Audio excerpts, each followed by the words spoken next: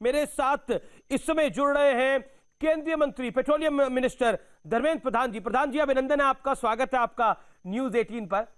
मेरा पहला सवाल आपसे यही है कि जिसको लेकर बार बार पिछले एक साल के अंदर बहुत कुछ कहा गया, बहुत कुछ बोला गया, विपक्ष द्वारा भी, राहुल गांधी द्वारा भी, आज पेश हुए बजट में को आप कैसे देखते हैं? क्या ये 5 ट्रिलियन इकोनॉमी का एक रोड मैप वाला बजट है? क्योंकि 5 ट्रिलियन इकोनॉमी का बड़ा मजाक उड़ाया गया इस देश के अंदर विपक्ष द्वारा। देखिए, विश्व की जो डेवलप कंट्री की जर्नी को अगर आप कभी एक अर्थशास्त्र के विद्यार्थी के नाते पढ़ोगे, तब उन कंट्रियों ने, उन देशों ने उस लक्ष्य को पूरा करने के लिए कैसे रास्ता अपनाया।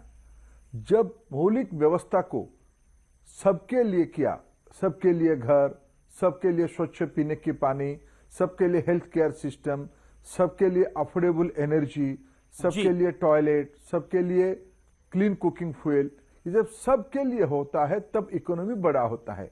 आज हम ऐसे क्षण में, समय के ऐसे एक मुहूर्त में पहुंचे हैं जब हमारी देश की बजट ऐसे यूनिवर्सल वेलफेयर प्रोग्राम, उसके लिए इस प्रकार की इंफ्रास्ट्रक्चर टेक्नोलॉजी से जुड़े हुए और आने वाले 50 साल की ध्यान में रखते हुए अभी इंटरनेट भारत के हर एक गांव तक पहुंचेगी। इस सारे को अगर हम इसको एक कंपाइल करते हैं, इस बजट में ऐसे सारे विषयों की, ये तो पहली बार मोदी जी की बजट नहीं आ रही है, ये 6 साल 7 साल की बजट है। इस बजट पिछले दिनों की जो जर्नी रही है उसकी कंटिन्यूटी में है और 21वीं सदी भारत को एक आर्थिक महाशक्ति बनाने के लिए इस बजट एक बड़े कदम है।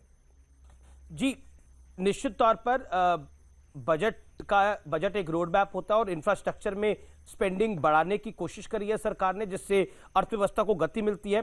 लेकिन विपक्ष का आरोप है और आपकी पुरानी सहयोगी शिवसेना का भी आरोप है कि बजट से वो निराश है और खोखले वादे हैं, आम लोगों के हाथ में झुनझुना है और कुछ नहीं है। देखिए अमीश जी, अगर 35,000 करोड़ रुपया खर्चा करके हम वैक्सीन के लिए सरकार चिंता करती है, ये जिम्मेवारी है। उनको ये वादा लग सकता है, उनके उसमें खोखलापन दिख सकता है।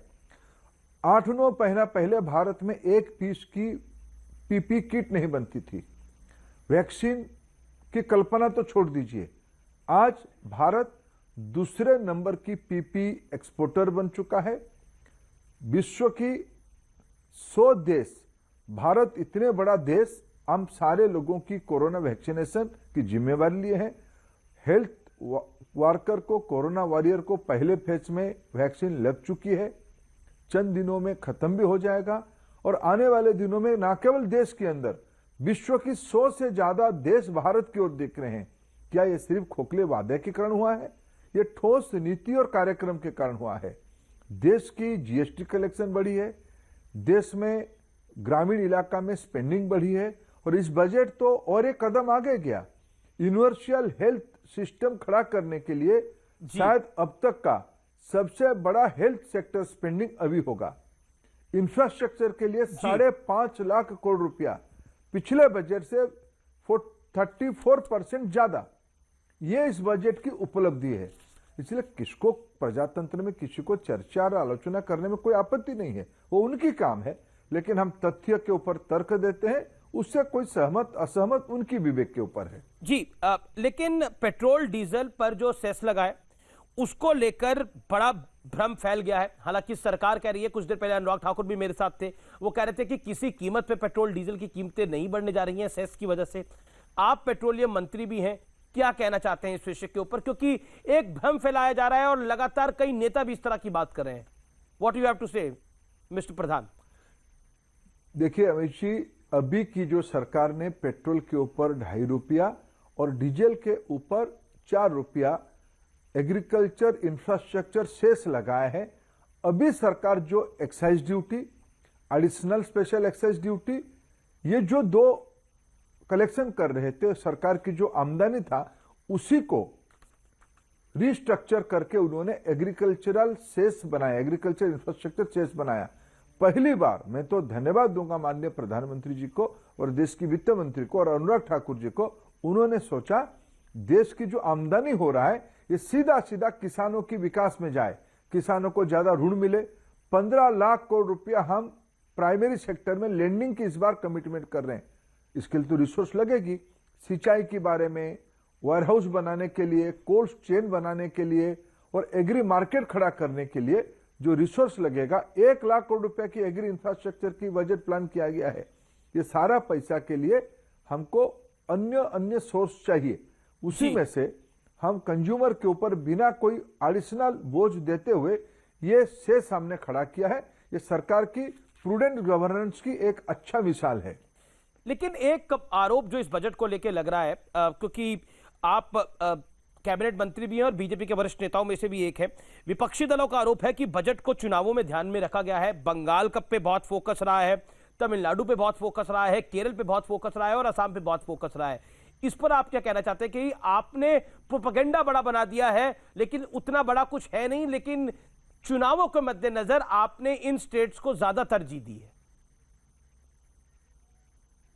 हमें जी उसकी मैं 2 भाग में उत्तर दूंगा। जिसको जंडिस हुआ है उनको सबको पीला पीला ही दिखेगा, उनको मैं कुछ उत्तर नहीं दे सकता हूं। क्या डेमोक्रेसी में चुनाव नहीं होनी चाहिए क्या? हम तो हर एक साल में भारत में चुनाव होते हैं। क्या जिस राज्य में चुनाव होगा उस राज्य को कल्याणकारी कामों से बाहर कर दें, ये उनकी तर्क होती है क्या? बाकी रहा क्या ये बजट सचमुच चुनाव के लिए? आप लंबे अरसे से संसद में हैं, प्रधान साहब आप लंबे अरसे से संसद में हैं, आज तो विपक्ष के कुछ नेता काले कपड़े डाल के ही पहुंच गए। क्या आपको लगता है मन पहले से ही बना हुआ था विरोध का? देखिए, कुछ लोग एक नकारात्मक सोच की ओर बढ़ रहे। बार बार प्रजातंत्र में लोगों के द्वारा जो रिजेक्ट होते हैं उनके अंदर एक नेगेटिविटी डेवलप हो जाती है। कुछ मित्रों के वहां नेगेटिविटी डेवलप हुआ, उनको हम क्या कहें उनकी इस प्रकार की रवैया के बारे में, ये प्रजातंत्र है, वो उनका काम करें। लेकिन हमारी बजट में जो योजनाएं बनी है ये सारे देश के लिए बनी है। वैक्सीन सारे देश के लिए है, पोषण की अभियान मिशन पोषण सारे देश के लिए है। इसलिए ये कोई राज्य आधारित नहीं है। कुछ राज्यों में चुनाव हो रहा है, निश्चित रूप में उन राज्यों की कार्यक्रम उसको लोग जोड़ के देखेंगे, उसमें हमें कोई आपत्ति नहीं है। देखिए धर्मेंद्र भाई, जो महत्वपूर्ण बात है वो ये है कि आप क्योंकि अभी बंगाल गए थे और अब बंगाल गए तो वहां के तमाम मंत्रियों के आप टारगेट में भी आ गए, टीएमसी के सांसदों के भी आप टारगेट में आ गए। आज ममता बनर्जी ने कहा कि ये फेक बजट है, सरकार सब कुछ बेच रही है और आजकल बंगाल की सरकार को पेट्रोल डीजल की बढ़ती कीमतों को लेकर भी बड़ी चिंता हो गई है। क्या कहना चाहते हैं आप? देखिए, आज जो पेट्रोल डीजल की कीमत है उसमें से 3 हिस्सा है। एक हिस्सा जो पेट्रोलियम प्रोडक्ट की मूल दाम है, कच्चे तेल की दाम, उसके ऊपर रिफाइनरी, उसके ऊपर जो डीलर्स की मार्जिन, ये एक हिस्सा है। दूसरा एक हिस्सा है जो केंद्र सरकार जो टैक्स इकट्ठा करती है, जो राज्यों को भी लौटाती है, कल्याणकारी कामों में लगाती है। और एक हिस्सा है लगभग मूल्य की 25 से 30% राज्यों की भी आमदनी है। क्या ममता दीदी अपने राज्य में वो आमदनी नहीं करती है? मैं कहूं उनको आमदनी नहीं करनी चाहिए, वो अपने खर्चा कम कर दे, गरीबों की चिंता छोड़ दे। हम क्यों कहें उनको? वो उनके पास नैतिकता नहीं है, वो अपने सरकार की खजाना लूट के अपने भतीजे के तिजोरी भर रहे हैं, इसलिए उनको सारे चीज उल्टा दिख रहा है। क्या बंगाल सरकार टैक्स नहीं लगा रही है क्या? या जो आलोचना करते हो टैक्स नहीं लगाते? वो तो कह रही है कि तो जो आपने गलत कर रहे हैं। वो तो कह रही है जो ये कृषि सेस लगाई है जजिया है, जो औरंगजेब के टाइम पे लगता था। उनका बयान आया है अभी कुछ देर पहले। भारत की जनता के प्रति और विशेष करके बंगाल की जनता के प्रति वो हकमारी कर रहे हैं, उनके हक को छीन रही है। इसलिए कोई व्यक्ति कुछ अगर अपना उसका मतिभ्रम हो जाए, उससे दूर रहना।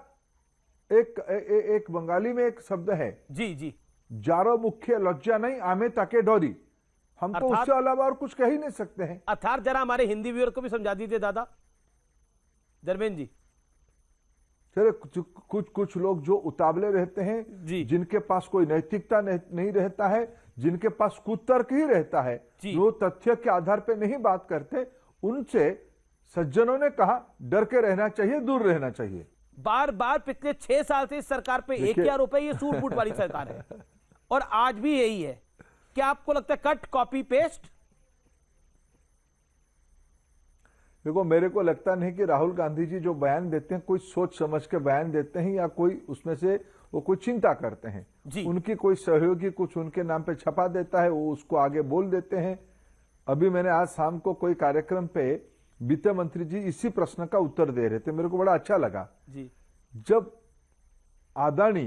गौतम अदानी को उमन चांडी साहब की सरकार केरल ले जाए, क्या गौतम अदानी जी धोती पहन के गए थे क्या, या सिर्फ मैंने एक छोटा सा कुर्ता पहन के गए थे या चादर ओढ़ के गए थे? तब भी वो सूट बूट में होंगे, उद्योगपति हैं।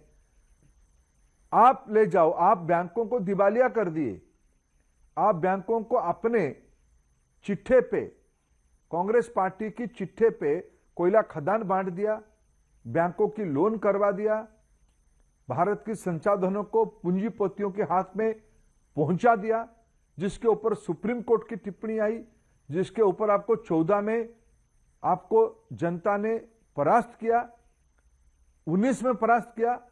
आपकी हताशा भाव ये सब कह रहा है। अगर मोदी जी की सरकार सूट बूट की सरकार होती तो आज मैं धन्यवाद दूंगा प्रधानमंत्री जी को। 8 करोड़ प्रधानमंत्री उज्ज्वला योजना में गरीब माताओं के घर में चूल्हा पहुंचाने के लिए जिम्मेवारी हमें दिया गया था, हमने सफलता के साथ उसको पूरा किया। इस बजट में और 1 करोड़ गरीबों के घर में प्रधानमंत्री उज्ज्वला योजना सरकार के खर्चे से पहुंचाने के लिए व्यवस्था किया गया है। क्या ये सूट बूट वालों के लिए? क्या बात करते हैं? इसलिए आपकी की हुई कामों को आपको ही दिखता है। आप पूंजीपतियों की और सामंतवादियों की प्रतिनिधि है। मुझे लगता है कि पिछले कुछ समय में मैंने भी कई मंत्रियों से सूट बूट के ऊपर सवाल पूछा, लेकिन जितनी स्पष्टता से आपने धर्मेंद्र प्रधान आज जवाब दिया है शायद ही किसी ने दिया हो। बहुत बहुत शुक्रिया आपका हमारे साथ आज जुड़ने के लिए, सीधे सवालों के जवाब देने के लिए। हर सवाल जो, लेकिन एक व्यूअर सवाल पूछ रहा है और मुझे आपसे पूछना पड़ेगा क्योंकि उसने कई बार इस सवाल को ट्वीट कर दिया है, मैं पूछ ही रहता हूं आपसे। वो कह रहा है मैं आपका वोटर हूं, कोई सीनियर सिटीजन है, वो कह रहा है कि मेरा डीए और IDA for central government and public sector आपने रोक क्यों दिया है, हमारा फॉल्ट क्या है, और हम तो पेंशनर्स हैं, ये उनका सवाल है। वो कह रहा है धर्मेंद्र जी मैं आपका वोटर हूं और आगे रहूंगा, ताउम्र रहूंगा, लेकिन हमारे साथ ऐसा क्यों किया आप लोगों ने, ये वो सवाल पूछ रहा है, उसको जवाब क्या है? नहीं, सरकार ने अस्थायी रूप में डीए को स्थगित रखा है।